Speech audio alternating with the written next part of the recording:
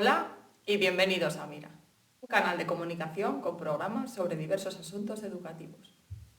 Nos podrás ver y escuchar en YouTube, Twitch y tus servicios de podcast favoritos. En el episodio de hoy está con nosotros José Antonio Expósito. Ha dirigido durante más de 10 años el centro educativo Las Musas, en Madrid, que es un referente de cambio y transformación educativa. ¿Te gustaría liderar un proceso de cambio en un centro educativo? ¿Tienes curiosidad por saber todo lo que han hecho en este centro? ¿Te gustaría entender mejor todo lo que se puede movilizar para lograr un cambio profundo en la educación? ¡Empezamos!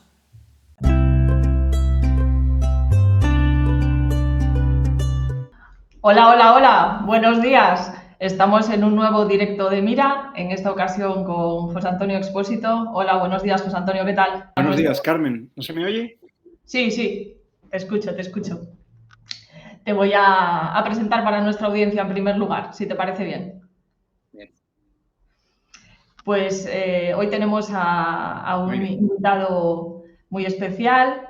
Él ha sido durante más de 10 años el director del Instituto Las Musas en Madrid, un centro de barrio, y él ha desarrollado una tarea docente de más de 30 años en distintos centros, pero hoy lo tenemos invitado por esta experiencia de su última década en la que ha estado dirigiendo este centro tan especial, que ha aunado fuerzas entre el profesorado, el alumnado y las familias para acometer una gran transformación y desarrollar un proyecto educativo que sea ilusionante, que sea humano y que sea de una alta calidad educativa. Es un placer, José Antonio, tenerte hoy en Mira con nosotros y quiero darte la bienvenida y las gracias por colaborar con nuestro canal. Nada, el placer es mío estar con vosotros y con vosotras, compartir ahora una charla sobre educación, así que feliz. Bien, tú dices en el libro del que vamos a hablar hoy, que es este, dices en tu libro que has implementado una pedagogía poética, así que me gustaría recibirte con unas humildes y sentidas rimas de mi cosecha. A veces me lo paso bien haciendo rimas. Le he escrito lo siguiente, digo, contamos con un entrevistado sin igual, un docente apasionado y un director ideal, que su centro ha transformado y un movimiento ha generado. Sin circunloquios ni excusas, nos relata el resultado en La rebelión de las musas, un libro recién publicado que comentaremos con el invitado. Gracias por estar hoy en Mira. La que te entrevista te admira. Porque tu palabra inspira, es auténtica, no hay mentira. Eres un ejemplo a seguir, por tus sueños perseguir. Has infundido belleza en el mundo, tu IES es un éxito rotundo. Qué recibimiento, nunca me habían presentado con unos versos. Muchas gracias. Pero bueno, se ve mucho cariño ahí. Mucho cariño y mucha admiración porque realmente el trabajo que recoges aquí en el libro es digno de elogio, no solo por lo que cuentas y cómo lo cuentas, sino por lo que tiene de profundo lo que habéis hecho durante todos esos años al mando del centro. Para mí esta es una entrevista muy especial. Bueno, ya ves cómo tengo el libro todo lleno de marcas por los lados, marcas por arriba, luego si lo abres está lleno de subrayados, porque es un libro que he leído con muchísima atención, con muchísimo mimo y con muchísima admiración también todo el tiempo por todo lo que narra y cómo lo narra. Realmente es impresionante, ¿no?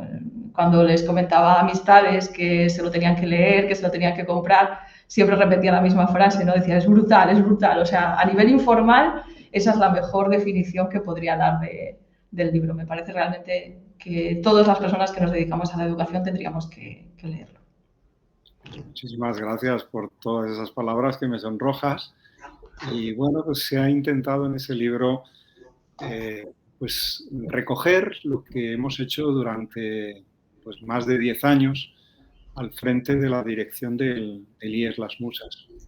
La labor no es exclusivamente mía, ni el mérito puede ser mío de un director.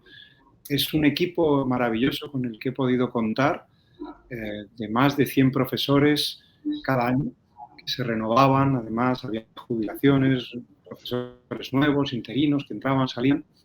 O sea, que han sido, pues quizá, no sé, 300 profesores los que han colaborado en esos años, 300 o 400 o 500, no sé, aproximadamente. y entre todos hemos logrado un sueño. Es verdad que yo he lanzado esos desafíos y he ideado sueños imposibles, pero he tenido la enorme suerte de contar con un profesorado que ha creído en esos sueños poéticos, en esas ilusiones, y lo hemos logrado, hemos podido abrir en un barrio humilde de Madrid, una barriada, un centro que se ha convertido en un referente educativo nacional. Ahora desgranaremos, si te parece, pues, algunos de esos proyectos, pero creo que la clave de todo es la ilusión y la unión que hemos tenido entre todos los docentes. Hemos hecho una labor de equipo, porque en educación es fundamental. Uno solo no puede transformar nada, tiene que contar con los compañeros, ¿no? Y esa es la verdadera clave. Somos ya un grupo de amigos más que de compañeros. Fantástico. Además, qué importante, ¿no? Agradecer y valorar esto cuando uno es líder de un centro y no asumir que todos los éxitos le corresponden a uno, sino que son compartidos, que uno solo no puede hacer nada. Sería una barbaridad decir algo así. Quien está en educación lo sabe perfectamente, o sea que es obvio. Precisamente en la página 16, cuando yo empezaba a leer el libro, tienes unas preguntas que cuando las leí dije, wow, qué bien, ¿no? Dices, ¿en qué centro matricularíamos a nuestros propios hijos? ¿Dónde nos gustaría estudiar si fuéramos adolescentes? ¿Y cómo disfrutaríamos enseñando?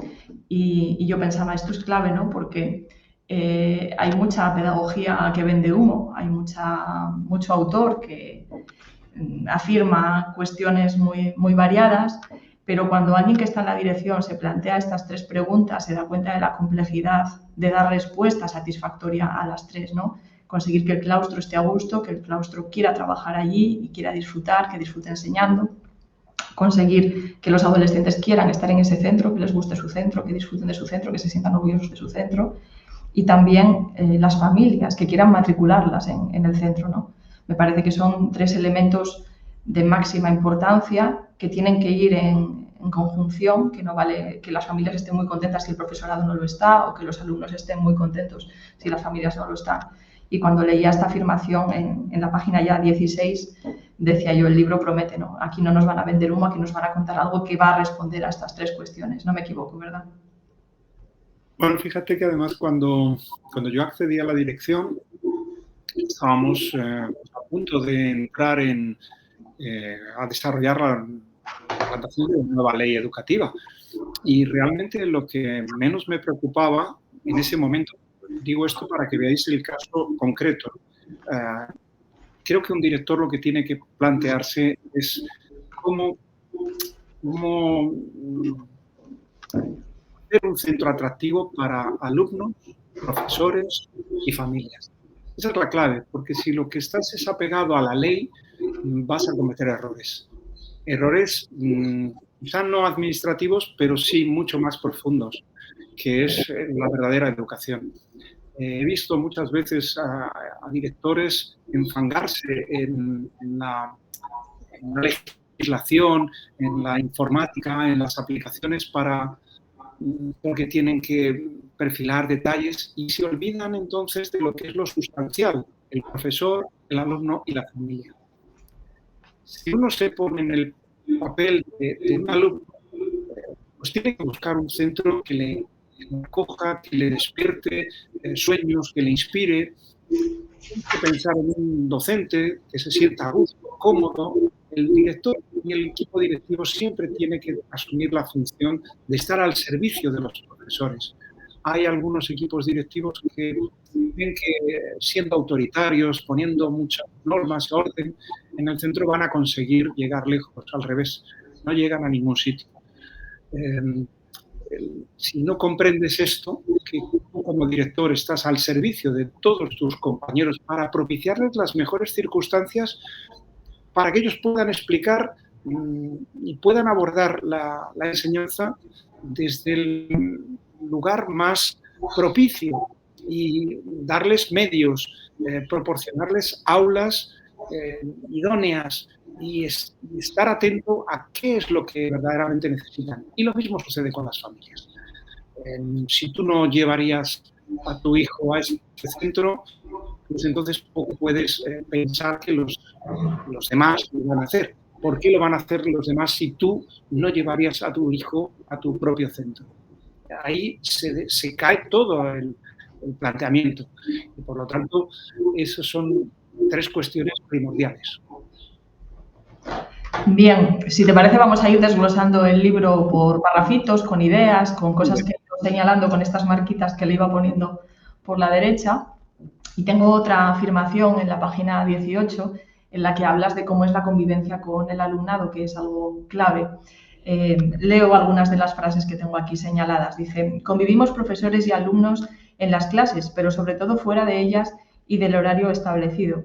En interiores, aprendizajes estático, pasivo, en exteriores dinámico, activo. Jugamos memorables partidos de fútbol y de voleibol cada semana y juntos viajamos en intrépidos intercambios educativos hasta Toulouse, Colonia, Cracovia, Florencia, Venecia, Atenas, Nueva York, Chicago, Montreal, Toronto y Moscú. O nos aventuramos en 4 legendarias expediciones por la selva amazónica ecuatoriana. Y hasta fuimos recibidos por el embajador de España en Rusia, por el jefe de Estado de Ecuador en el Palacio Presidencial de Carondelet, Quito, o por los reyes de España en el Palacio de Oriente. Nos convertimos en escuela embajadora del Parlamento Europeo y en centro referente UNICEF. Y promovimos la cooperación y el voluntariado de nuestro alumnado con 15 ONGs mediante el programa Las Musas Actúa para inculcar en los jóvenes valores como la solidaridad, el trabajo en equipo, la empatía. Bueno, dejo de leer, pero hay muchísimas más afirmaciones a lo largo del libro. Es solamente un apunte entre muchísimos de todo ese esfuerzo para que el alumnado se sienta realmente contento, orgulloso, satisfecho y vea que el centro se mueve en beneficio de ellos. Y por otro lado, planteo una pregunta, ¿no?, que me preocupa y es el profesorado cómo ve esto, porque yo observo un perfil docente a veces aberrante que tiene mucho temor a salir de viaje con sus alumnos y hacer cosas que no sean en horario de 8 a 3. Entonces, bueno, me gustaría saber un poco esto, pues cómo lo hacéis y cómo se vivió dentro del centro. Bueno, leído así todo de corrido, pues parece una catarata, pero evidentemente todo se funciona dando pequeños pasos. Y acabamos, después de muchos años, pues haciendo expediciones a la Amazonía ecuatoriana. Es cierto que bueno, los primeros pasos pues, son excursiones cercanas en tu entorno, en la Sierra de Guadarrama, a Burgos, al Románico, Palentino, pero poco a poco te vas accediendo a más, vas consiguiendo ayudas, subvenciones y bueno, creo que entre una de las ideas prioritarias del proyecto era hacer una enseñanza lo más internacional posible, huir de los localismos y que los alumnos fuesen capaces de viajar a otros países, conocer otras realidades educativas, perder el miedo a hablar con chicos en Atenas o en Praga o en Varsovia y ver otros entornos.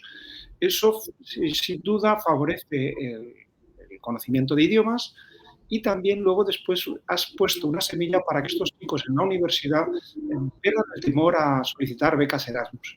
De hecho, nosotros en nuestro centro tenemos una página que llamamos Musos por el Mundo, porque tenemos tantos alumnos repartidos por tantas ciudades tan dispares de varios continentes que te sorprende y cuando les preguntas ¿qué haces tú en aquella ciudad tan lejana? Bueno, pues estoy estudiando, pero es que vosotros me habéis inoculado ese virus, porque ya desde que empezaron en primero de la ESO fomentábamos los intercambios escolares y los viajes, ¿no? Eso es abrir una ventana al mundo en un barrio, desde San Blas, en Madrid, para que la enseñanza cobre otra dimensión. Y bueno, creo que sí, que los profesores ven los frutos enseguida y son experiencias maravillosas porque que venga un canadiense a tu casa durante 15 días y luego después tú viajes a su casa y te adaptes a lo que es la vida de verdad de Canadá, a su centro escolar. El enriquecimiento mutuo es extraordinario y abrimos ventanas, pues como acabas de leer, con Moscú, con el Colegio Miguel de Cervantes. Nos recibió el embajador porque algo que es importante es que cuando tú haces este tipo de aventuras tan sospechadas, pues necesitas tener referentes y contactos. Y sin duda lo primero que hicimos fue escribir al embajador para decirle que allá iba una escuela española de secundaria y nos recibió un hombre inteligente. Nos recibió en la embajada a todos, a los niños y a los profes, nos dijo, sois los primeros que habéis llegado hasta aquí. Nadie nunca había venido hasta Moscú en un viaje escolar, ¿no? Llegamos con una gran nevada, los chicos allí fueron felices con los muchachos y hemos mantenido ese contacto durante 2 años hasta que estalló la guerra y se acabaron ya las conexiones. Pero, bueno, estás fomentando lazos de cordialidad, de entendimiento con otras culturas. Lo mismo nos ha sucedido con el presidente, fíjate, el presidente de Ecuador, que un jefe de Estado nos envía una carta para recibirnos en el Palacio Presidencial. Esto es algo insólito para un centro educativo, ¿no? Y sin duda un reconocimiento a las 4 expediciones que habíamos realizado en años anteriores. El embajador y el jefe de Estado estaban enormemente agradecidos porque daban una difusión a su país, a España, extraordinaria. Piensa que de cada una de las expediciones publicábamos un libro con la crónica del viaje. Cada día un niño hacía de periodista y otro de fotógrafo para registrar todo lo que veían y encontraban a su paso en distintas aventuras que tenían allí lugar. Y luego después escribían reflexiones sobre qué había supuesto para un adolescente en una capital europea vivir durante 2 semanas en unas cabañas en plena selva sin los medios que tú tienes a tu disposición aquí en Madrid, ¿no? Claro, esas reflexiones son muy profundas, muy interesantes y a los chicos les da una visión de la vida muy distinta. Maduran de una manera asombrosa y empiezan a tener una concepción de que el mundo que nos rodea pues hay mucho de artificial y verdaderamente lo que necesita el ser humano son cosas mucho más sencillas, más elementales, ¿no? Bueno, pues todo eso lo aprenden y lo viven.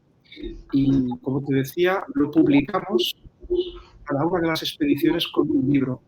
Es fundamental en un centro educativo tener una editorial propia. Es lo que hicimos. Y hemos publicado el libro no solamente de los viajes, sino de los propios alumnos. Que tienes un alumno que es poeta, pues vamos a publicarle su libro de poemas. Que hay un profesor que hace un pequeño ensayo o una novela o una obra de teatro, pues publicábamos todas estas inquietudes, también libros de ciencia, por supuesto, trabajos de investigación de los alumnos, porque eso enriquece y además esas experiencias no quedan en algo exclusivamente personal, sino que posteriormente son leídas por otras promociones de alumnos y sirven de estímulo para que los que vienen detrás emprendan actividades similares, ¿no? Bueno, pues esa yo creo que es la clave de estos viajes y de este mundo abierto que hemos intentado en Bien, al inicio de la cita que acabo de leer planteábamos algo que es muchísimo más ordinario y mundano que se podría hacer en todos los centros, que es compartir en el patio, en los recreos, espacios como partidos de fútbol, partidos de voleibol, que eso también ahí hay mucho que hacer sin necesidad de una expedición que es muchísimo más compleja, ¿no? La expedición, digamos, que es como muy espectacular, pero luego hay muchísimas otras cosas en el día a día que podríamos cuidar también mucho más en todos los centros y que tampoco se está haciendo, ¿no? Sí, mira, yo creo que muchas veces me han preguntado periodistas en entrevistas cuál es la verdadera clave de este éxito educativo. Y es verdad que algunos pues se fijan en unos detalles, en otros, pero creo que la raíz donde está todo es que nuestro programa se basó en rehumanizar la enseñanza. Creo que esa es la base desde la que surgen todos los proyectos y todas las iniciativas. Yo creo que a veces en las ciudades quizá la enseñanza se despersonaliza. también nos hemos visto engañados, yo creo, por intereses comerciales para incorporar en las aulas mucha cacharrería informática. Pantallas, ordenadores, impresoras 3D, pantallas táctiles, proyectores, gafas de realidad virtual, realidad aumentada. Esto es una carrera alocada donde cada año surgen nuevos programas educativos que nos dicen que van a solucionar todos los problemas de los docentes y del profesor.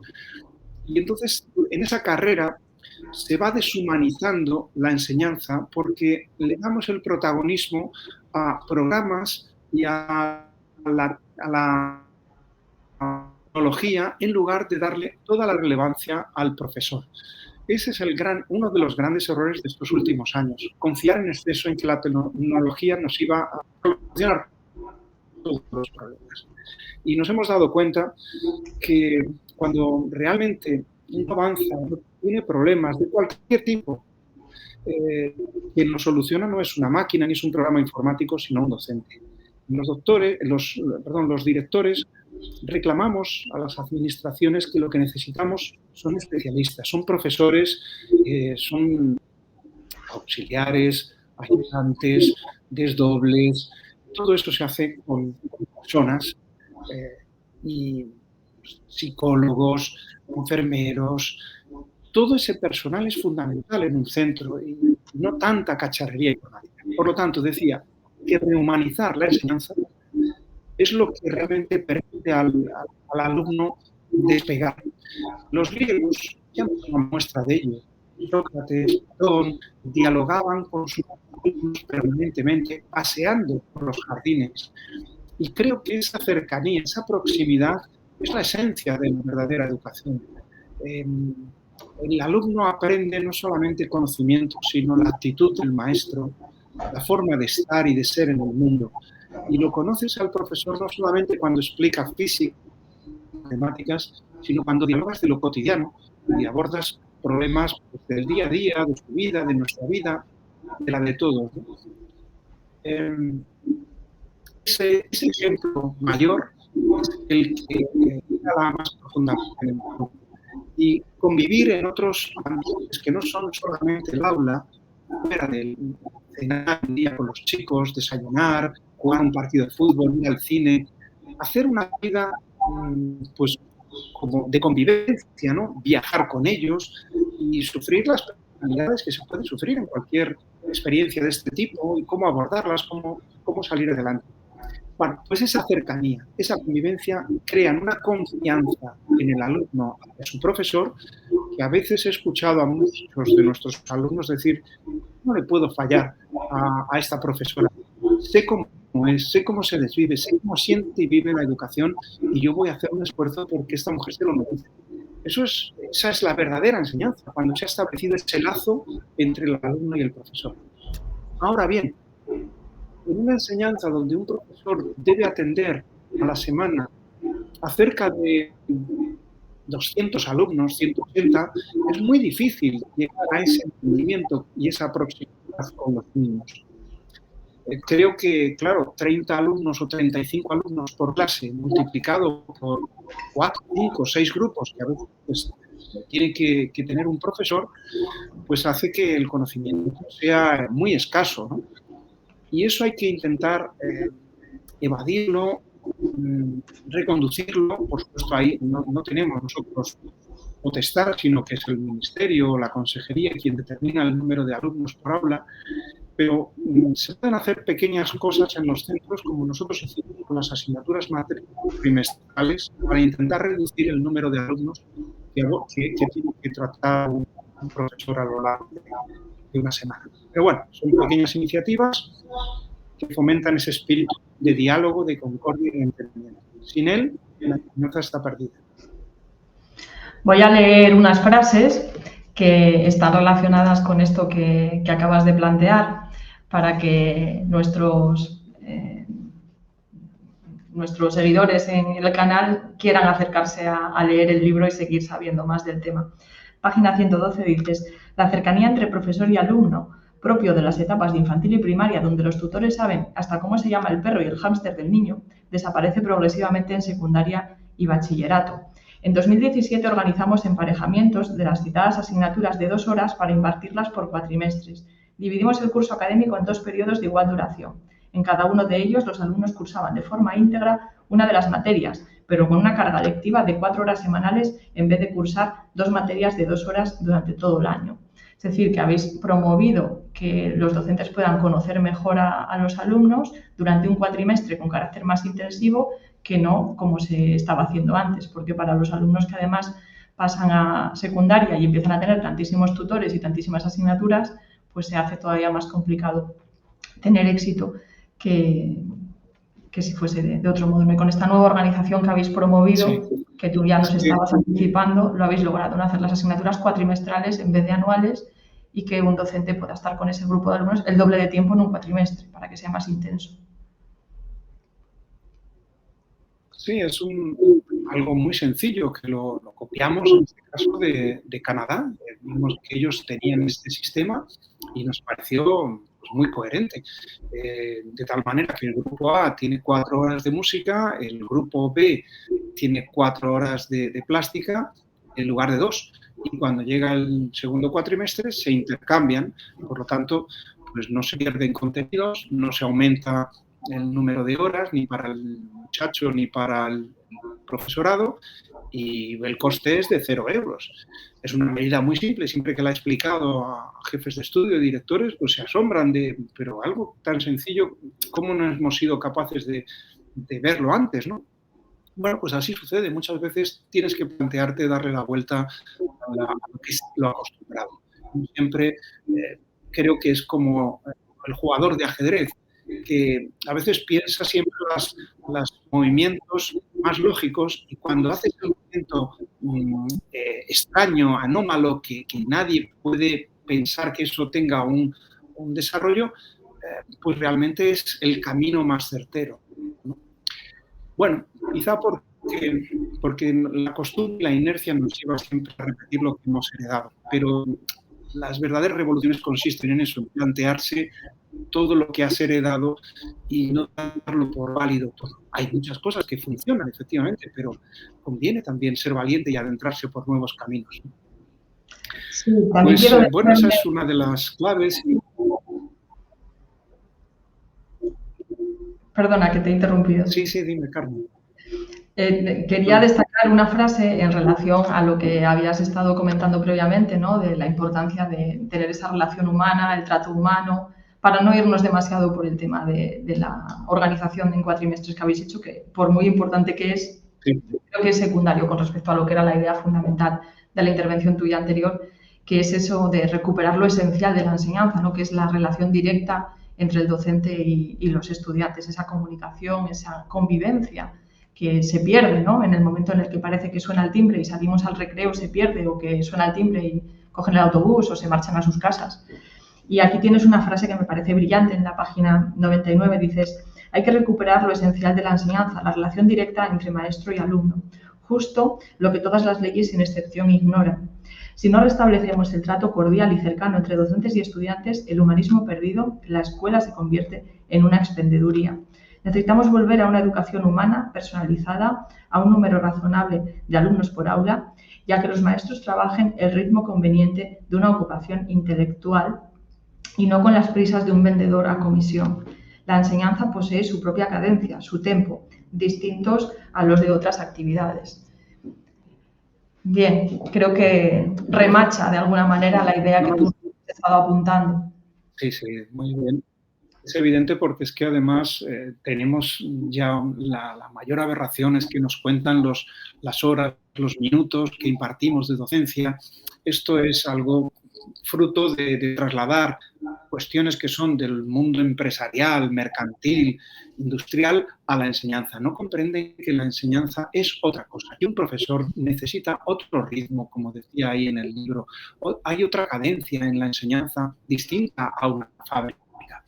¿Cómo puedes decir a un alumno que tu tiempo se ha terminado, tus 50 minutos, tu hora, y dejas de atenderlo? y los atiendes a los chicos por los pasillos, en llamadas, en correos, fuera de horario, y charlas cuando crees que es necesario echar lo que haya que echar con un alumno, ¿no? Entonces, siempre hay que intentar en los centros abrir esos cauces comunicativos. A veces, cuando venían de visita a otros directores a nuestro centro, o jefes de estudio, profesores, se asombraban de la proximidad de los alumnos con los profesores, de cómo nos paraban por el pasillo y nos hablaban al director, al jefe de estudios, al que fuera, siempre con respeto, pero a mi despacho entraban los alumnos con total libertad. Los alumnos, los padres, sin cita previa, por supuesto, y te abordan por los pasillos, por donde sea, y les escuchábamos. Lo que más les sorprendía, cuánto escuchábamos a los alumnos, porque esa es la clave. Si no escuchas a los alumnos, no sabes lo que tienes enfrente. Y escuchar sus inquietudes, sus preocupaciones, sus reproches, sus alabanzas, sus miedos, pues es lo que hace que realmente eso sea así, sea una verdadera convivencia y no un ordeno y mando, que no tiene ningún sentido eso en educación. Trasladar cuestiones propias del ámbito militar a una escuela es un despropósito. Hay directores que viven pegados al decreto de convivencia para sancionar, reprimir. Yo creo que a un adolescente de 12, 13 años lo que tenemos es que educarlo. Y se van a equivocar, claro, por supuesto, porque tienen edad, están aprendiendo. Y tenemos que tener mucha paciencia con ellos. Pero están en una edad todavía donde podemos modificarles, podemos ayudarles a crecer y a que vean la realidad con unos ojos más maduros que los del adolescente. Un adolescente adolece de esa madurez y el profesor tiene que tener esa paciencia para que el alumno vaya progresando.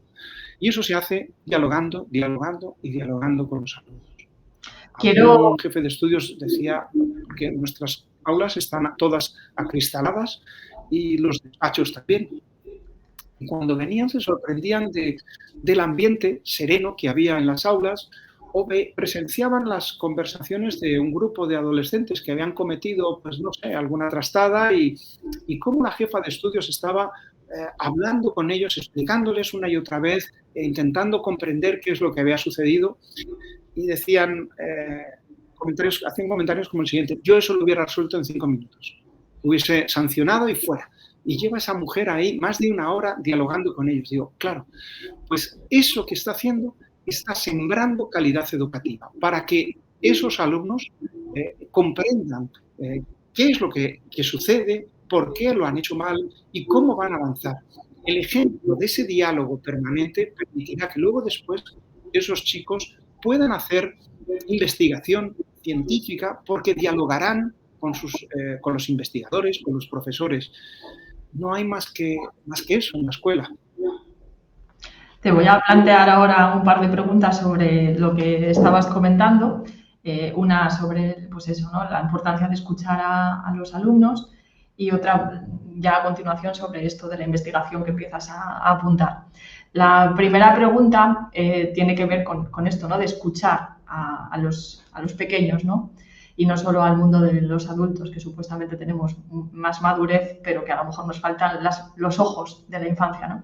Y Carmen, un apunte, que yo un día hablaba con la ministra y yo le decía que quizá tendría que tener menos asesores adultos y con una formación extraordinaria y escuchar más a los alumnos, que serían mucho mejor consejeros, chavales de distintas edades, para que percibiese la vida escolar de otra manera. Se sorprendió y me dijo, pues creo que puedes tener razón, porque es una buena iniciativa, sería una buena iniciativa. Sí, tú recibiste en una ocasión a una niña de 9 años en el centro, en una visita de puertas abiertas, acompañando a sus padres para elegir el centro del hermano, y le preguntaste si ella estudiaría con vosotros dentro de unos años. Y ella vocalizó un no rotundo, profundo. Tú, extrañado ante su rotundidad, le preguntaste que por qué. Y ella te miró con ojos vivaces mientras se inclinaba levemente hacia atrás para pronunciar una explicación sencilla y demoledora. no me gusta este colegio, me da miedo. Y tú insististe, ¿por qué? Y dice, porque es muy oscuro y tiene unos pasillos muy largos y feos. Y para ti ahí pues había una clave, ¿no? La niña, lógicamente, buscaba otro perfil de escuela para matricularse. Dices, a nadie que proviene de un colegio con muchos colores le apetece pasar su adolescencia cobijada en un espacio sombrío y poco amistoso. Tú dices que tenéis las aulas acristaladas, pero en un origen las aulas no eran acristaladas. Las aulas eran como las de todos los centros, con sus tabiques y sus puertas. Fin de la historia. Con lo cual, este comentario, este escuchar con atención el comentario de una niña de 9 años, os ha llevado a llevar uno de los cambios más profundos que habéis cometido en el centro, que es mudar toda una estética propia de cuando se creó para darle una estética más propia del día de hoy, que sea atractiva, que sea más humana y más cercana, más alegre, más luminosa. Hablas mucho, ¿no?, de la luz. Si te das cuenta, a mí ahora me está iluminando el sol, también nos está acompañando el día en esto de dar luz y de dar claridad a las aulas y a la educación. Y me gustaría también que te detengas un poco en ese cambio que habéis hecho, ¿no?, de pasar a hacer toda una transformación de obras para que esos pasillos oscuros y sombríos tan tristes, como el que recuerdo yo de mi propio instituto cuando estuve estudiando, para tratar de conseguir pues espacios luminosos, espacios mucho más alegres, mucho más humanos. Creo que es muy importante. Pues, sí, para mí eso fue primordial, lo tuve claro, y esa niña en ese encuentro que relato en el libro, así fue, te confirma que lo que tú sospechas que debe ser una escuela tiene que estar a la altura de un alumno de 10 años, de 9, 10 años. ¿Por qué? Vamos a ver,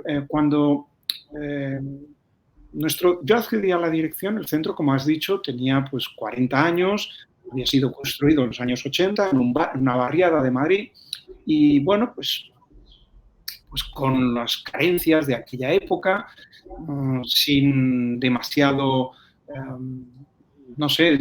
reflexión sobre lo que es el mundo escolar por dentro. Todos los institutos y escuelas son muy uniformes, con una sucesión larga de pasillos y puertas, pues que invitan poco a la innovación. Y modestamente, ¿qué podíamos hacer desde dentro? Pues por romper esa inercia heredada. Pues vimos que en otros países las escuelas tenían otro aspecto, con aulas acristaladas, despachos también acristalados. Estoy hablando hace ya, 12, 14 años. Ahora ya se ve algo más en España, pero en aquella época era muy, muy extraño. Y ese fue uno de los primeros planteamientos que trasladamos al claustro, al consejo escolar. Y todos se echaban las manos a la cabeza en ese momento. Hacer aulas de cristal donde se vea las clases desde fuera, pero eso va a incomodar al profesor, va a perturbar la atención del alumno.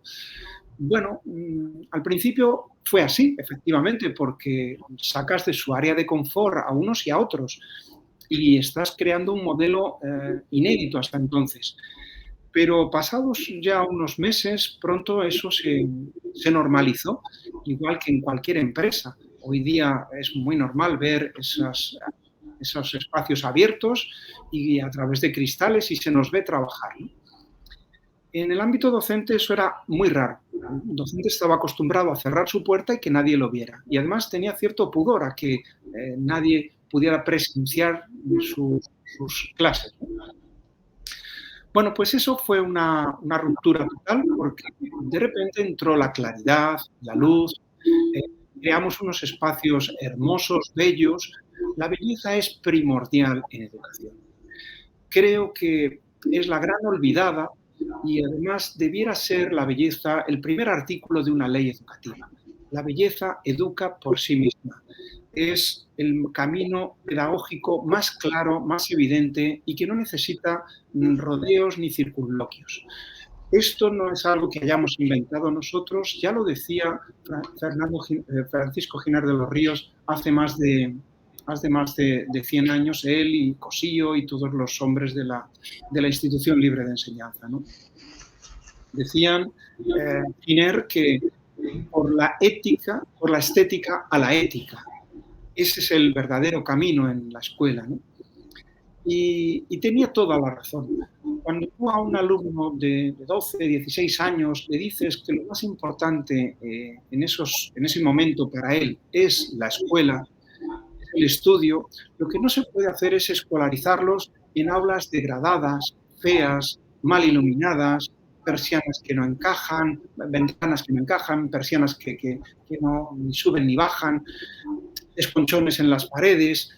Eso lo observa un alumno y aunque no lo verbalice de manera intuitiva, está sintiendo que el mensaje que le has trasladado no se corresponde con lo que estás haciendo. ¿Por qué si me dices que es tan importante la educación en estos años para mí? Estoy en este ambiente, con estas mesas rotas, con las baldosas del suelo levantadas, porque esto es el pan nuestro de cada día en la mayoría de los centros en España. Son centros que se construyeron hace 30, 40, 50 años, pero no se han renovado. Se ha renovado todo el país, se han renovado las peluquerías, los bares, los estadios de fútbol, pero las escuelas, tristemente, son las grandes olvidadas.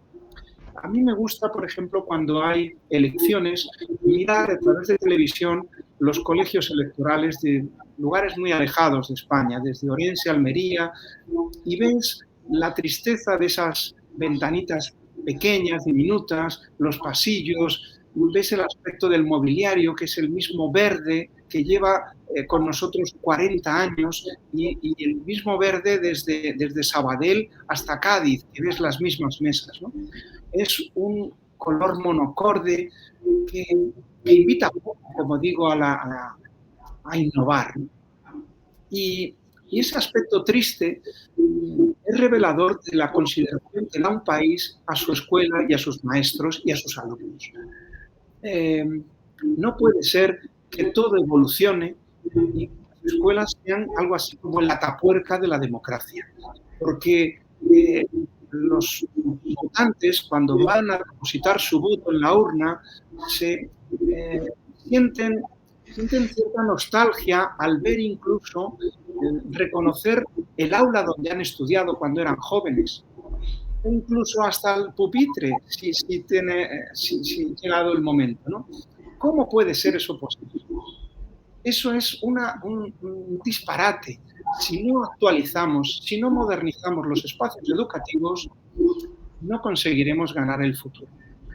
Mucho se habla, por ejemplo, de los países nórdicos, donde los resultados académicos son extraordinarios, ¿no? Pero cuando uno ve los informes o ve reportajes o viajas allá y ves aquellas escuelas, lo primero que observas es que en el aspecto físico no se parecen en nada a las nuestras. Y quizá habría que empezar por ahí, por dignificar los espacios en los que se gesta la gran obra de la enseñanza. Hay una parte teatral muy importante de la enseñanza. Si no cuidamos el escenario, el actor principal, que es el profesor, y el alumno, no se creen sus respectivos papeles. Y por lo tanto la obra teatral no sale como esperamos, ¿no? Por eso a los directores, a los equipos directivos, nos toca esa labor de dignificar las aulas, los espacios, y por supuesto los grandes responsables son las autoridades, el ministerio y la consejería, ¿no? Pero aquí hay una reflexión que es importante hacer, porque si la consejería y el ministerio recibiesen la presión verdadera de la sociedad y reclamasen para sus hijos unos espacios, como estamos diciendo, no con lujos, sino simplemente dignos y renovados, a los políticos no les quedaría más remedio que escuchar y atender esas peticiones. Pero la consideración general en nuestro país es que para un adolescente cualquier cosa vale, la va a estropear, la va a dañar. Y luchamos contra eso en nuestra escuela y hemos dado un ejemplo de cómo cuando les ofreces a los alumnos unas aulas hermosas, cuidadas, con medio, te sorprende cómo pasan los años y esas aulas continúan en el mismo estado. No las maltratan, no las degradan, al revés. Se sienten orgullosos de su centro, se identifican más con él e incluso llegan a hablar con otros chicos de otras escuelas y presumen de su escuela. Presumen y se identifican, como decía, se llaman musos los nuestros, ¿no? Yo soy muso, y se sienten orgullosos de su aula, de su intercambio, de su diálogo permanente con el profesor, de poder participar en una ONG y colaborar con distintas ONGs, todo eso que ofrece el centro, ¿no? Por lo tanto, como conclusión diríamos que el continente hay que adecuarlo al continente. Y nosotros, por ejemplo, dijimos que íbamos a impulsar la ciencia y la investigación en nuestro instituto, teníamos que tener un entorno adecuado para que esa innovación fuese posible. Y creo que al final lo conseguimos. Los resultados de transformar el entorno físico contribuyen a acelerar las innovaciones pedagógicas. Porque si eres innovador en lo material, en lo ideal no puedes quedarte atrás, tienes que estar a la altura y por lo tanto potencias que esa innovación pedagógica la suman con mayor facilidad profesorado, familias y alumnos. Saben que entran a una escuela dinámica, una escuela distinta y atrevida. Y eso se ve nada más pisar el centro. Por lo tanto, creo que es fundamental abordar esto. Se lo expliqué también en un momento a la anterior ministra, una vez que vino a nuestro centro. Invitamos a ver nuestras aulas, se asombró, también el consejero de Educación, ambos vinieron y, bueno, pues no daban crédito a lo que estaban viendo porque les sorprendió una escuela y la conclusión yo les trasladé a ambos que esto tendría que ser lo normal, que tendríamos que acometer esto en todos los centros para que España se transformase. Si no se transforma el país es porque desde las escuelas no se da ese paso. A transformar un país hay que hacerlo desde las escuelas. Ese es el verdadero cambio, la verdadera revolución. Gracias, José Antonio. Eres muy lúcido y muy claro en tus explicaciones. Un cambio que habéis hecho en las instalaciones interiores del centro, un cambio que habéis hecho en las instalaciones exteriores también con los jardines, donde planteas pues, que había una escombrera y hablas incluso de que es la metáfora de la dignidad en un suburbio, ¿no? Como limpiar esas zonas verdes también ha contribuido muchísimo a mejorar toda esa imagen del centro. Pero vamos a lo que sucede dentro de las aulas, que es la transformación profunda del modelo pedagógico que vosotros proponéis. Carmen, sobre eso quería decir algo acerca de, mira, nuestro centro es un centro con 2,5 hectáreas. Tenía un espacio, un terreno enorme que estaba olvidado porque todos anteriormente habían renunciado a que esas zonas de tierra, de hierbas, de matorrales, pues eso no se consideraba parte del centro. Y era un lugar, pues una especie de estercolero donde se tiraban papeles, incluso algunos vecinos pues arrojaban a través de la valla pues restos de cosas que les estorbaban o no querían. Con lo cual, aquello tenía un aspecto degradado extraordinario, ¿no? Y mi empeño fue recuperar todo ese terreno para el centro. Y fuimos poco a poco recuperando esos terrenos baldíos en jardines con un esfuerzo grande por parte de todos, el ayuntamiento, la comunidad, los viveros, nos donaban a veces plantas, árboles, hacíamos plantaciones, los niños plantaron árboles durante todos estos años y transformamos todo aquello que era un vertedero en un verdadero jardín, del que se sentían orgullosos incluso los vecinos que vivían enfrente de nuestras casas, que decían, vinieron un matrimonio de ancianos a darnos la enhorabuena porque decían que ahora desde su balcón se asomaban y veían jardines, veían flores, veían árboles y que era muy agradable ahora para ellos. Fíjate hasta qué punto lo que haces en un centro también afecta al entorno, ¿no? Y el ejemplo que das, además, a los alumnos de que la naturaleza debemos recuperarla, debemos tratarla como se merece en un centro. Es, creo, una lección muy provechosa para los alumnos. Cuando estalló la pandemia, de repente nos dijeron que qué privilegiados éramos nosotros porque podíamos dar clases al aire libre. Compré, pues no sé si fueron más de 100 sillas de metal que las vi en un jardín en París. En los jardines de Luxemburgo había sillas repartidas por el parque, y ese mismo modelo que tenían esas sillas las encontré en Alicante, en una empresa que compramos esas sillas y las repartimos también por nuestro centro. Era hermosísimo ver a una profesora salir con sus alumnos rodeada al aire libre con 20, 30 chavales sentados en aquellas sillas y unos bancos, dar clase, recitar poemas, hablar de historia. Bueno, nos decían, claro, es que vosotros tenéis esos jardines. Bueno, pero es que antes era un estercolero, había que recuperarlo, ¿no? Bueno, son iniciativas que, como te digo, nadie se había planteado hasta ese momento, pero que luego dan sus frutos. Cuando se dan sus frutos, ¿en qué suerte tenéis? Bueno, pero es que hay que intentarlo, ¿no? Bueno, te había interrumpido, perdona. Voy a leer unas frases en relación a esto. Estoy yendo y viniendo todo el tiempo con mis notas, mis preguntas. Está siendo caótico, pero estamos contando lo importante y eso es lo único que importa. Dices en la página 174. Bueno, vamos dialogando, que es lo importante. Dices en la página 174, me propuse ajardinar todo ese echadizo, convertir aquella escombrera en un nuevo Parnaso, la morada de las musas, un sueño imposible. A veces el azar ayuda cuando se sueña con convicción, y narras cómo, a propósito de unas obras del ayuntamiento, pues permitisteis que aparcasen una excavadora en vuestras instalaciones, pero a la vez pues dijisteis que había que aprovechar que esa excavadora estaba por allí, ¿no?, para revolver todo aquello.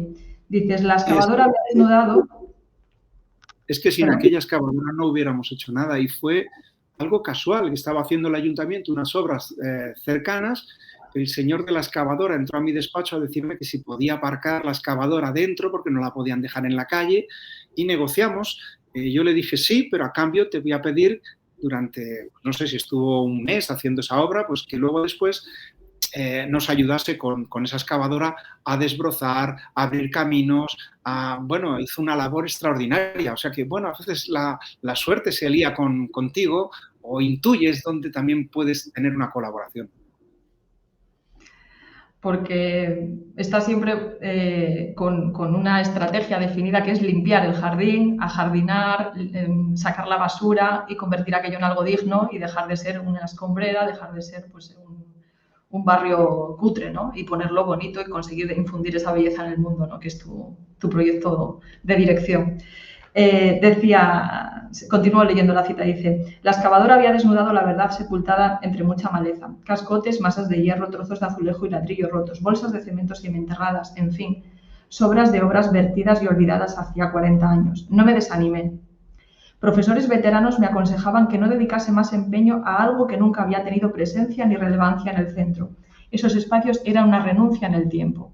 Unos y otros insistían en que no valía la pena el esfuerzo de arreglar aquellos campos, que si el coste económico, que si no lo veían provecho para la escuela, que con todo lo que había que cuidar y mejorar dentro. A mí me asombraba ese razonar que no entendía, pero callaba. No comprendían que esa escombrera era San Blas, era mi infancia sola, y que de ella saldría un sueño enaltecedor de humildad, que ese atrevido jardín, que ese entrevisto jardín era la aventura educativa más real que viviríamos, era la metáfora de la dignidad en un suburbio.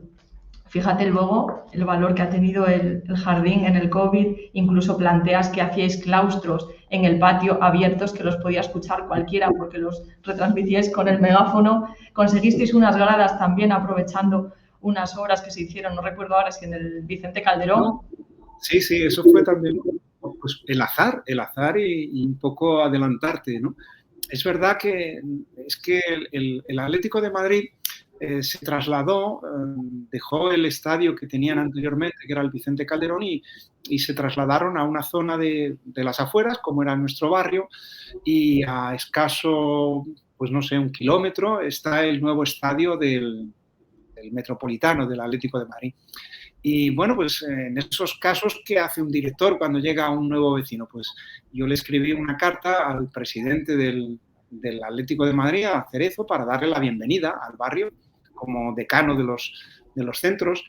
A partir de ahí iniciamos una relación muy cordial entre el Atlético de Madrid y nuestro centro. Nos hicieron visitas, se asombraron de ver un centro tan moderno, que no se lo esperaban, y Y nosotros fuimos invitados también a ir al estadio, a conocerlo. Se volcaron, regalaron entradas para los chicos, para que vieran partidos. Y bueno, pues surgió la oportunidad de que iban a demoler el estadio, el viejo estadio, y yo les pedí que podíamos aprovechar las butacas del estadio para colocarlas en las gradas que tenemos en las pistas deportivas. Y así fue, nos regalaron 400 butacas que bueno, pues nos han permitido hacer muchos actos al aire libre, como bien decías. Uno de ellos es, por ejemplo, los claustros. Creo que debemos de ser el único centro educativo que hace claustros al aire libre con megafonía y que son escuchados pues, por cualquiera que esté por allá. Es un ejemplo máximo de transparencia, creo. Y bueno, pues unos claustros muy, muy deportivos, ¿no? En asientos de Champions que hacíamos. Sí, a mí me parece que si las familias y la sociedad escucharan los debates que se producen en los claustros, se hablaría en esas reuniones de otra manera y el objetivo seguramente se centrase rápidamente en que nos reunimos para buscar lo mejor para nuestros alumnos y no para discutir sobre la penúltima norma que acaba de sacar la consejería, por poner un ejemplo. Y sobre eso, Carmen, que yo también cambié un poco la forma de empezar los claustros, ¿no? Y el espíritu que prevalece en los claustros.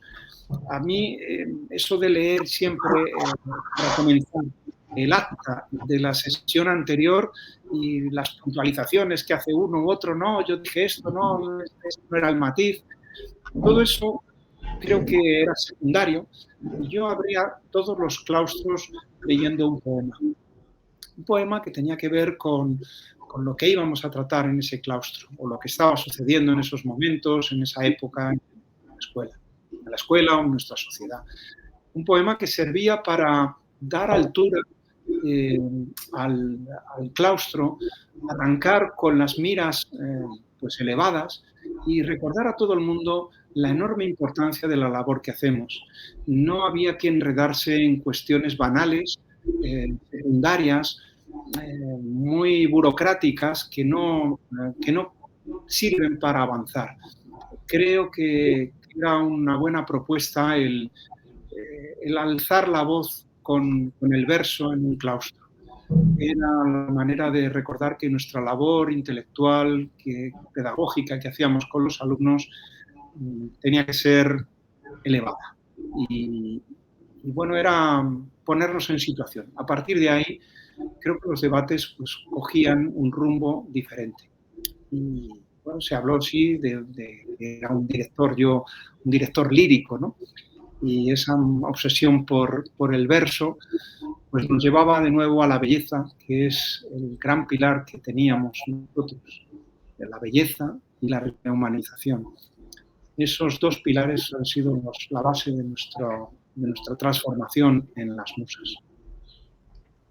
Vamos ahora por la pregunta que llevamos un rato posponiendo, que es la de la investigación. Vosotros proponíais al alumnado hacer investigación y cualquiera que lea el libro y vea los ejemplos impresionantes que contáis se da cuenta de que ahí ha habido un impulso muy, muy decidido, una estrategia de innovación realmente muy, muy sólida y muy convincente. Voy a leer unas páginas en el libro. Dice: después de que el alumno David M. expusiera su deslumbrante trabajo, análisis de la población de células macrogliales retinianas en un modelo animal de sepsis, me ha costado leerlo, ante el tribunal del certamen Jóvenes Investigadores del Ministerio de Ciencia, el presidente le preguntó, descreído y de sopetón, cómo era posible que un chico de su edad investigase junto con un equipo de destacados científicos sobre un fármaco contra el cáncer. Él respondió sencillamente que gracias a que su instituto tenía acuerdos con muchas universidades y centros de investigación. Se echaron a reír, no le creían. Lo remató definitivamente cuando le solicitaron que aclarase ciertos datos y sustancias de sus ensayos clínicos y les contestó que no podía revelar esa información porque estaba bajo secreto de patente. Las bocas abrieron en circunferencia y a coro. El problema de la investigación en nuestro país es intrínseco, está en nuestro genoma. A David M. no le dieron el primer premio, sino un diploma. ¿Cómo iba a saber tantísimo un imberbe que ni siquiera había terminado el bachillerato? Entre su padre, un taxista, que llegó hasta ese congreso en Málaga conduciendo su vehículo, y yo lo reconfortamos como pudimos. Tienen razón, le dijimos, tu trabajo no es propio de un adolescente, sino de puro investigador. Sigue así, tu momento llegará. Efectivamente, mientras redacto estas líneas, me comunica, ya estudiante de Medicina en la Universidad Complutense de Madrid, que acaban de premiarlo en el Congreso de Investigación de Estudiantes de Grado de Ciencias de la Salud. Y luego comienzas a hablarnos de toda esa implementación de un bachillerato específico de investigación que no pudo ser específico y único, sino que tuvo que ser compartido con los otros bachilleratos que teníais, porque tampoco se os dejó inventar ese bachillerato como vosotros lo habíais soñado originalmente. Si nos puedes hablar de esto, creo que puede ser muy revelador también de esta transformación a todos los niveles del centro Las Musas. Sí, mira, es que claro, habíamos transformado los espacios interiores y exteriores. Habíamos creado la situación propicia para dar ese paso. Y cuando lo habíamos hecho, el primer proyecto, uno de los primeros proyectos que impulsamos fue la investigación. Creamos un llamado bachillerato de investigación en el que los alumnos, fíjate, a lo largo de esos 10 años, han pasado más de 300 alumnos por este bachillerato y hemos creado cantera de científicos. Esa es la conclusión de esa experiencia. El trabajo consistía en que el alumno iniciaba una investigación desde el primero de bachillerato hasta segundo. Año y medio estaba sobre un tema que elegía él, que era de su interés, de su agrado, que podía ser el cáncer, la biotecnología, la física cuántica, también de arte, de economía. A veces eran cosas muy específicas, sugeridas por un profesor del instituto que se convertía en su tutor. El profesor de matemáticas, el de física, la profesora de biología, asumían la labor de guiar y conducir a este chico en una investigación sobre electromagnetismo o lo que fuera. Cuando el trabajo se había iniciado y ya veíamos que, bueno, iba avanzando, el programa daba un salto espectacular porque poníamos a ese chico en contacto con un investigador de verdad, de los centros más punteros del país en ciencia e investigación, con el CENIO, con el CIEMAT, el CENIC, el INTA, la AEMED, universidades públicas españolas, extranjeras e incluso universidades, pues la Universidad de Stanford también colabora con nosotros, o incluso la NASA. Esto es algo asombroso, asombroso. ¿Cómo llegamos a esto? Bueno, pues firmamos acuerdos con el CSIC y con todas estas entidades para que permitieran que un investigador, uno o dos, colaborasen con el centro guiando y tutelando a este niño o a esta niña que quería investigar. Entonces, la experiencia era extraordinaria porque suponía un salto para el alumno prodigioso. Imagínate lo que es tener 16 años y estar en el CENIO investigando sobre el cáncer. Claro, ni siquiera los investigadores de doctorado tenían esa posibilidad de ir con esa facilidad al CENIO, ¿no? Bueno, pues apoyaron esta iniciativa nuestra y sin duda, claro, hemos fomentado de verdad las vocaciones de estas chicas, que la mayoría eran las chicas las que pedían entrar en el CENIO. Y hacían unas investigaciones asombrosas, y como el caso que has contado en el libro, los tribunales cuando se presentaban a un premio nacional, pues dudaban de que una niña o un chico con 17 años hubiese llegado a ese nivel de profundización en lo que hicieron, ¿no? Y que tenían dudas. Claro, ¿cómo iba un alumno como él y como otros a estar trabajando con un equipo de investigación de la universidad en un fármaco innovador contra cáncer? Y sin embargo, así era. Han colaborado investigadores, doctores, doctoras, ingenieras muy variadas, gente muy relevante del país, desde el genetista Luis Montoliu al politólogo Pablo Simón o tantos otros. Citaría nombres en cascada de grandes personas del país que generosamente han creído en un proyecto y han dicho, eso es lo que realmente debemos hacer, fomentar la investigación y la ciencia en estas edades juveniles. Porque si nosotros aspiramos a tener un Nadal de la ciencia, una Carolina Martín de la investigación, si vamos a eso, tenemos que anticiparnos, tenemos que crear cantera cuando tienen estas edades, 15, 16, 17 años, para que luego den fruto cuando tienen 25. Pero esperar a convertirte en investigador cuando ya tienes 25 años es llegar demasiado tarde con respecto a lo que hacen en otros países, ¿no? Si queremos transformar el modelo de nuestro país, de cambiar del modelo de sol y playa por apostar por la ciencia y la investigación que nos va a traer un beneficio indudable, pues hay que sembrar en la etapa escolar, en la secundaria. Y creo que todas estas entidades entendieron perfectamente este proyecto, se dieron cuenta de que era necesario establecer este enlace con secundaria. Y bueno, el programa ha sido un verdadero éxito que ha traído mucho talento de profesores que han venido exprofeso a colaborar con nosotros, han venido de traslado, que quieren ser profesores en las Musas, y alumnos de distintos barrios que se han querido acercar a cursar este bachillerato. Sí, nos saltamos lo establecido, creamos un bachillerato nuevo, un modelo que no existía, pero creíamos que respondíamos de esta manera a las necesidades de chicos que se aburren repitiendo la célula y el profesor todos los años, la célula. Pues vamos a crear, vamos a hacer algo diferente que sea atractivo para alumnos, para profesores. Y bueno, hoy podemos estar orgullosos de haberlo logrado.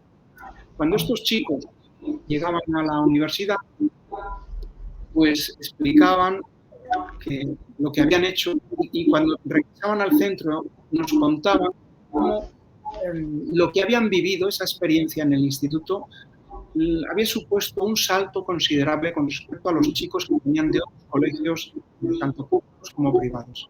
Porque ellos dominaban el método científico, sabían lo que era investigar, sabían redactar una investigación, hacer unos objetivos, unas conclusiones, un método, una bibliografía, sabían exponer públicamente porque era parte también de la investigación.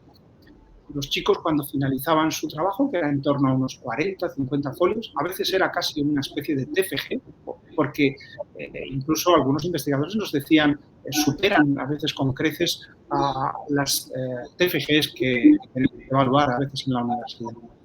Bueno, pues ese trabajo tenían luego después que presentarlo en un congreso que realizábamos en el CSIC. La directora del CSIC se dio cuenta de la relevancia de lo que estábamos haciendo y puso a nuestra disposición el salón de actos del CSIC.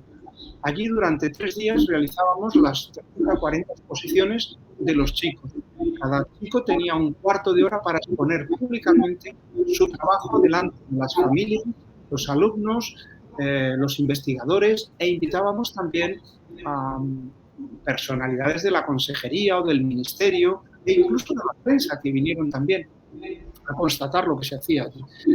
Todos se asombraban de ver a esos muchachos tan jóvenes hablar con tanta precisión, tanto rigor y además con soltura, dominando perfectamente lo que habían investigado y resolviendo las preguntas que le hacían otros investigadores, el público. Bueno, era un día memorable, unos días de investigación protagonizados por adolescentes. Eso pues, se premiaba con un reconocimiento en su expediente académico para que esos chicos, todo ese esfuerzo que habían dedicado durante tantos meses, pues tuviese también un correlato que fuese atractivo para ellos, ¿no? Y que no impidiera o no lastrara sus ansias de entrar en medicina o en ingeniería, porque sabes que la nota de selectividad es decisiva, claro, y había que premiar ese esfuerzo y esa dedicación. Bueno, pues sin duda un programa que nos llevó a querer extenderlo y creamos una asociación nacional de institutos que promueven la ciencia en secundaria. Creamos AINVES, una asociación que está registrada, sus estatutos en el Ministerio del Interior, tenemos nuestra identificación fiscal y la fundamos 4 institutos de 4 comunidades autónomas diferentes, donde en cada uno pues nos reconocimos que hacíamos investigación de una manera o de otra, no era un modelo único, pero nos unía eso. Y esa asociación con 4 centros ha permitido pues hacer intercambios entre nuestras respectivas escuelas para saber lo que se hace en Vitoria o lo que se hace en Zaragoza y viceversa. Y bueno, hoy ha crecido esa asociación, llevamos ya 4 años con ella y ahora mismo pues son más de 20 centros asociados de toda España y el próximo salto que vamos a dar es hacerla una asociación internacional para que haya centros que nos han pedido de otros países que quieren replicar el modelo. Es decir, no queremos nosotros apropiarnos de algo y tenerlo de manera exclusiva. Creemos que si esto beneficia a nuestros alumnos y la enseñanza de nuestro país, ¿por qué no hacerlo extensivo a los demás? Y bueno, pues en eso estamos. Es un programa apasionante. Es un programa apasionante, pero es un programa entre muchísimos otros porque no podemos entrar en todos los que habéis desarrollado. Llevamos 1 hora y 10 de entrevista ya, estaremos otro ratito más, pero lo cierto es que aquí hay dentro del libro muchísimos programas que requerirían que les prestásemos atención. En la página 82 enumeras, no sé si todos, pero bastantes, los voy a leer y ya luego, bueno, pues que la gente vaya leyendo el libro y se vaya enterando de qué va cada uno de ellos. Sí, si te parece bien, dices, durante el tiempo apasionado y apasionante como director, del 2015 al 2024, inventamos una sucesión de propuestas peculiares. Bachillerato de investigación, que nos acabas de hablar de él. Alumnos mediadores, del que todavía no hemos hablado nada y no sé si nos dará tiempo. Asignaturas cuatrimestrales, de esto sí que hemos hablado. Repetición 00%, me gustaría que hablásemos de ella porque me parece realmente impresionante. Lanzamiento de un nanosatélite al espacio, no hemos hablado de ello y también me gustaría que saliese el tema. El programa de cooperación y voluntariado de las Musas Actúa, que tampoco hemos hablado de ello y también es muy interesante. Los mosaicos, I Am Able, expediciones a la selva de la Amazonía ecuatoriana, Escuela Embajadora del Parlamento Europeo, ampliación de francés, Comisión de Igualdad, Centro Referente de UNICEF, además de numerosos intercambios escolares con Canadá, Rusia y distintos países.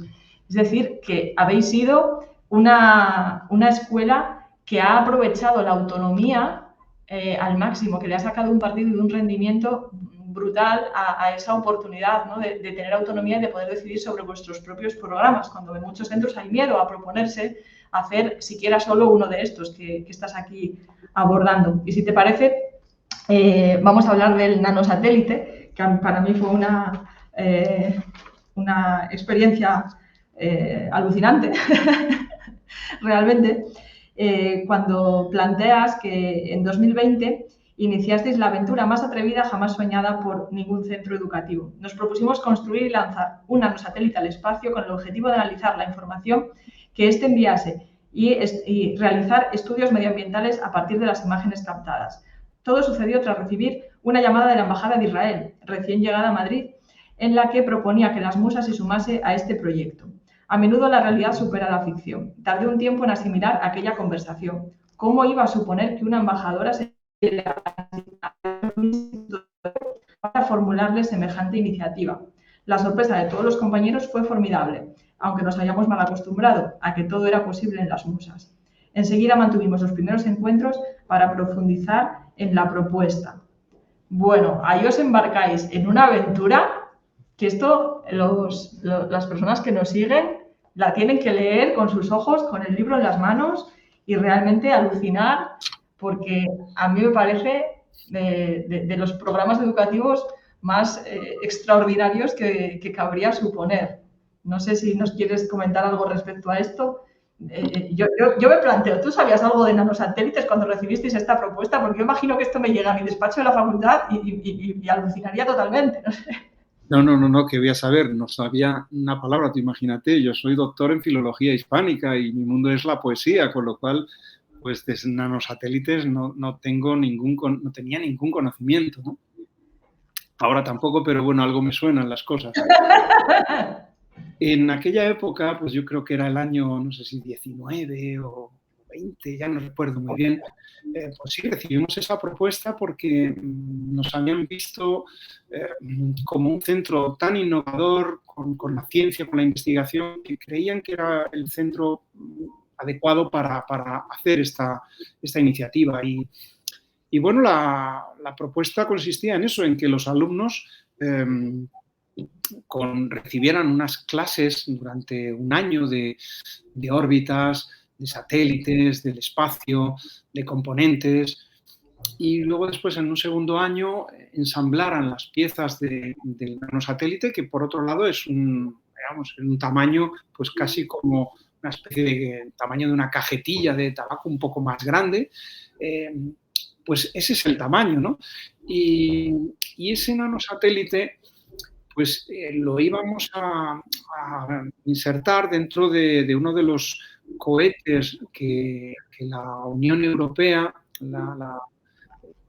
pone a disposición de la investigación y de la docencia para lanzar al espacio pues estos nanosatélites, un CubeSat que se llama.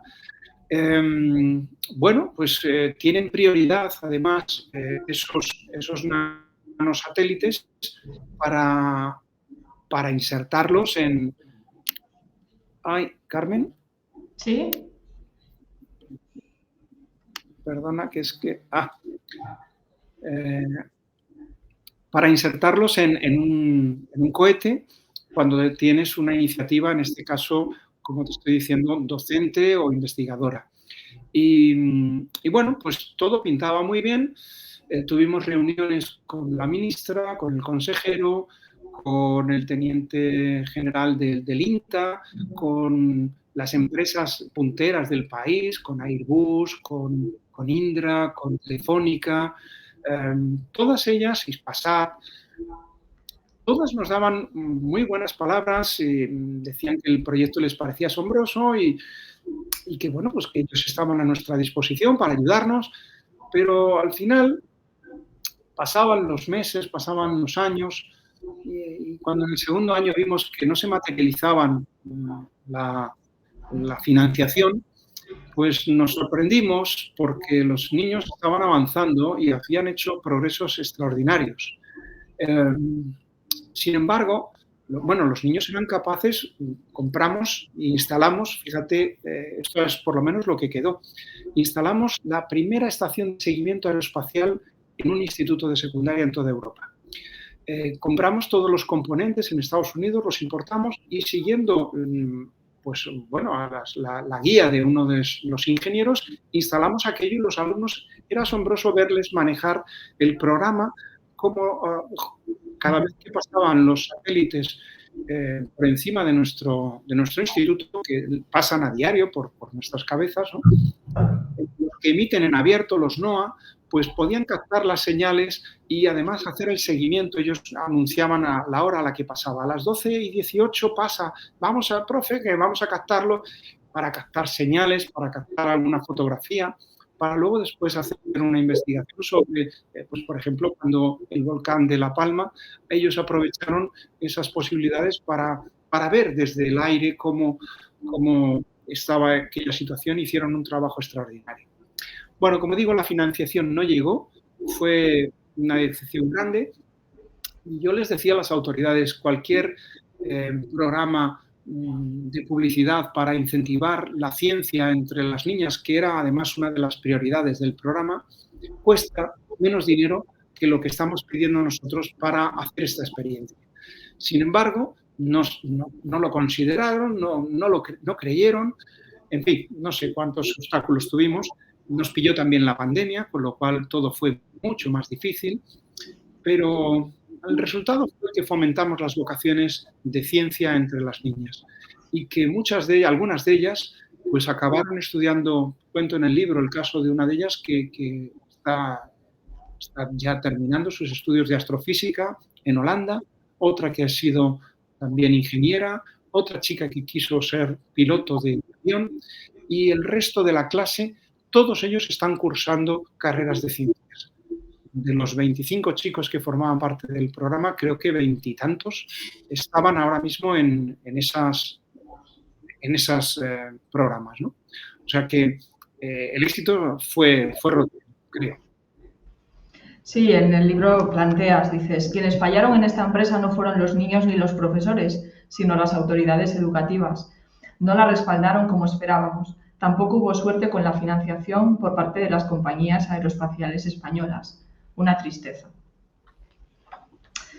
Y planteas que aunque al final no se haya podido llegar a término, que el objetivo se había logrado. Dices, en fin, creo sinceramente que aunque no lanzásemos un satélite al espacio, ni tan siquiera llegásemos a ensamblarlo, sí alcanzamos el cielo al despertar el entusiasmo de una escuela por la ciencia y la innovación. Creo que queda muy bien expresado y muy bien recogido en el libro ese éxito y también la parte de fracaso que no os correspondía a vosotros, sino a los que os tenía que haber financiado para que hubiese podido llegar la empresa a término. De cómo está nuestro país a nivel de educación y a nivel de postureo con respecto a lo que significa favorecer la investigación en los centros. Efectivamente, así es. Bueno, pues ¿qué le vamos a hacer? Nosotros cumplimos y además el objetivo era, como te decía, fomentar el estudio por parte de las niñas, aproximarse a la ciencia. Creo que lo conseguimos. Sí, vamos a cambiar de tema porque tenemos que ir acabando la entrevista. Sí.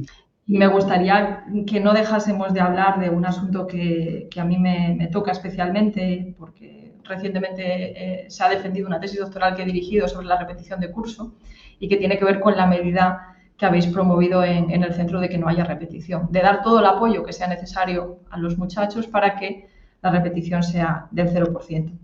Las cifras en España de repetición son de las más elevadas de Europa.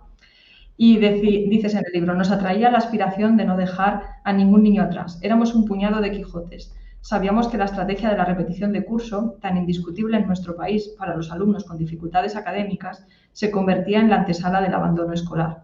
Y sin embargo, ha sido durante demasiados años casi el único remedio para combatir el fracaso. Un arreglo casero y chapucero, fácil de explicar y justificar ante la sociedad, pero imposible de entender y razonar pedagógicamente, pues se incide en sangrar a quien necesita una transfusión. Bueno, planteáis cómo la repetición no resuelve problemas, sino que lo agrava. Y el tremendo reconocimiento que habéis recibido de parte de las familias que alababan la iniciativa al comprobar los beneficios de que sus hijos tuviesen una atención individualizada y una verdadera preocupación de parte de los docentes para que aprendieran y pudieran tener éxito y pudieran promocionar y no tuviesen que repetir necesariamente como sucede en tantísimas y tantísimas aulas en los centros. Si nos puedes hablar un poquito de esto y ya vamos terminando la entrevista, te agradecería. Me parece muy bien, además, es que hayas querido destacar este otro programa entre los otros muchos que tenemos. Pues mira, es un programa que va dirigido a aquellos chicos que tienen dificultades, porque no todos los chicos son capaces de lanzar un satélite o hacer una investigación. Hay chicos también que en una escuela pública, como tantas otras, pues por distintas circunstancias, parten a veces de más atrás y nuestra obligación es también atenderlos y ayudarlos. Para eso creamos este programa.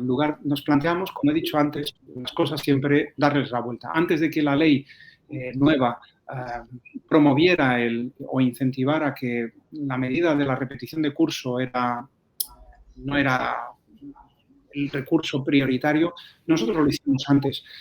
Y la propuesta fue un desafío al claustro porque hasta ese momento lo habitual era un niño que no avanza, pues que suspende varias asignaturas, pues que repita. Eso es la antesala del abandono escolar, porque al final lo sacas de su entorno, de sus compañeros. Un niño de primero de la ESO, por ejemplo, pues pasan sus compañeros a segundo y él se queda con los que llegan del colegio. Está marcado con ese estigma de la repetición. Tiene cierta desmotivación. Cuando dicen además la cultura del esfuerzo, cuidado porque ese niño que repite, luego después son muy listos y saben que aunque no haga nada, no va a tripetir porque la ley lo impide. Y entonces va a pasar a segundo. Con lo cual, no sé si esa cultura del esfuerzo creemos que va a ser efectiva en ese momento. Porque si ya sabe de antemano que va a pasar, pues es justo el año en que menos se va a esforzar. Nosotros dijimos, vamos a pasarlos de curso, tenemos 4 años para que alcance los niveles que marca la ley. ¿Por qué vamos a ponerle la barrera ya en primero de la ESO? Vamos a incentivar que pase con sus compañeros, que no pierda ese entorno, pero vamos a hacer lo contrario que hacen todos. Vamos a nombrar un mentor, un profesor, que va a guiar y a tutelar a 2 alumnos durante todo el año. Se convierte en su profesor particular y le organiza la agenda, estudia con él, le explica matemáticas o física o inglés o habla con los profesores que son sus propios compañeros para ver cuáles son los problemas que tiene este crío para poder progresar. Mantiene un contacto permanente con la familia. Y bueno, pues esa forma de acoger al alumno por parte de los profesores tiene que ser voluntaria. Yo nunca pedía, siempre pedía personas que creyeran en este proyecto, no obligaba a nadie.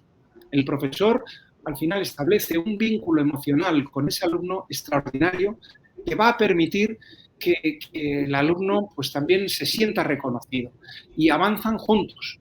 Y he visto casos maravillosos de profesores que se, no sé, se involucran de tal manera en sacar a su pupilo adelante que es asombroso. Es asombroso los esfuerzos que hacen y las familias lo reconocen porque es algo que nos transmiten con mucha claridad y nos dicen, siento que por primera vez la escuela se ha ocupado de verdad de mi hijo. Es decir, pusimos los recursos, quizá, claro, como todas las escuelas tenemos nuestras limitaciones y no tenemos más profesores que los demás, ni más horas lectivas. Para el profesor era una hora lectiva y tenía solamente a 2 alumnos, pero claro, tenía que ser voluntario para él, que creyera en su misión. Y por otro lado, suprimimos desdobles en otras clases para tener un número suficiente de profesores que atendiesen a estos niños con dificultades. Es decir, trasladamos los recursos a aquellos niños que más los necesitaban, para que no abandonasen el sistema educativo. ¿El resultado de este programa cuál fue? Pues no conseguimos que estos chicos sacasen sobresaliente. Evidentemente, ese no era nuestro objetivo, sino que no se hundiesen. Era como lanzarles un salvavidas para llevarlos de una orilla hasta la otra orilla. Y ellos braceaban. Bueno, ya nadarán en otro momento, pero les estábamos enseñando a no hundirse y a que siguiese vivo el interés por aprender y por mantener un vínculo con la escuela.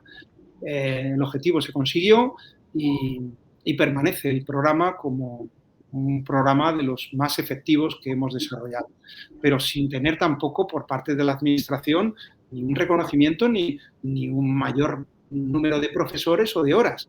Tuvimos que quitar de aquí para poner allá, es lo que nos tocó, pero creo que acertamos. Yo también lo creo, sin ninguna duda. Por último, Carmen, muy breve, para terminar, quisiera destacar también otro de los programas que era el de cooperación y voluntariado.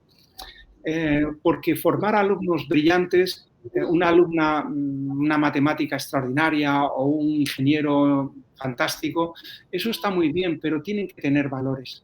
Y nos dimos cuenta muy pronto de que había que incentivar en los alumnos pues esta cooperación y con diversas ONGs. Igual que hicimos con el programa de investigación, que formulamos acuerdos con muchas entidades, replicamos el modelo, pero en este caso con ONGs, desde Cruz Roja, UNICEF, Afanias, el Banco de Alimentos, Amnistía Internacional, no sé, muchas, eran 14 o 15 ONGs, para que los alumnos dedicasen su tiempo libre de las tardes, los fines de semana o las vacaciones a cooperar de manera voluntaria con una ONG, según sus intereses y según su edad, porque no todos podían hacer cualquier cosa. O, por ejemplo, con los ancianos de la residencia del barrio, o con los chicos con discapacidad intelectual que venían y formaron el grupo de música los mosaicos, ¿no? O el proyecto de I Enable con chicos de educación especial que venían a realizar experimentos de física en nuestro centro. Bueno, todo eso sirve ¿para qué? Como me preguntaba un padre, pues para que el alumno, en lugar de estudiar valores, los asimile.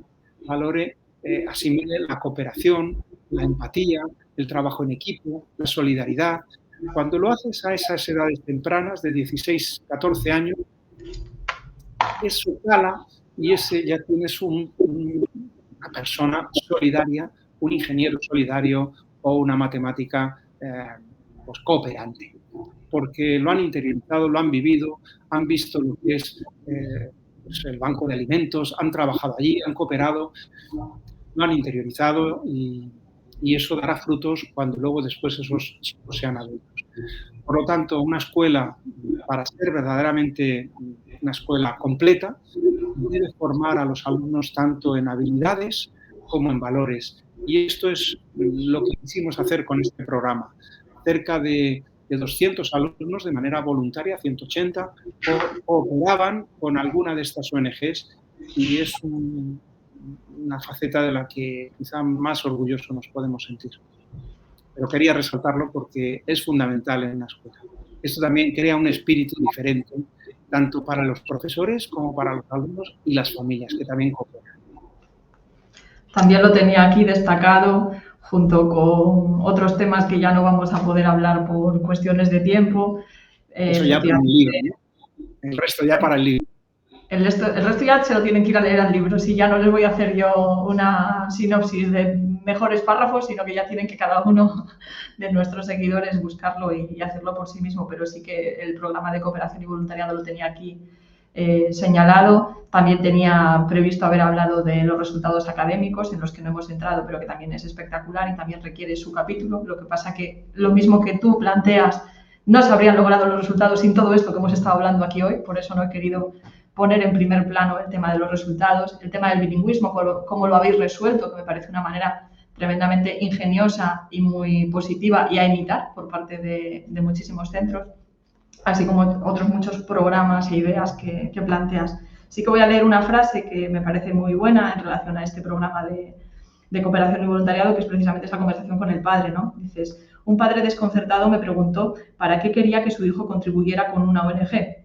Le expliqué que en lugar de estudiar de forma teórica en clase de valores éticos o de religión, que son la solidaridad, la cooperación o la empatía, las practicasen hasta interiorizarlas. Entonces me dio su sí a la participación de su hijo.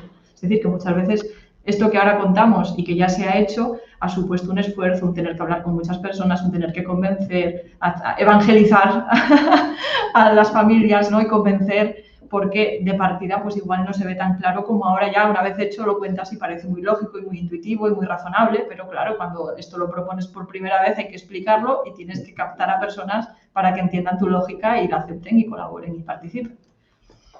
Y ya con esto nos vamos a despedir y quería destacar dos ideas en las que ya no vamos a detenernos mucho y tienen que ver con los docentes que tenemos en nuestros centros. Yo creo que tenemos un gran reto social que es atraer a la docencia a los mejores docentes posibles.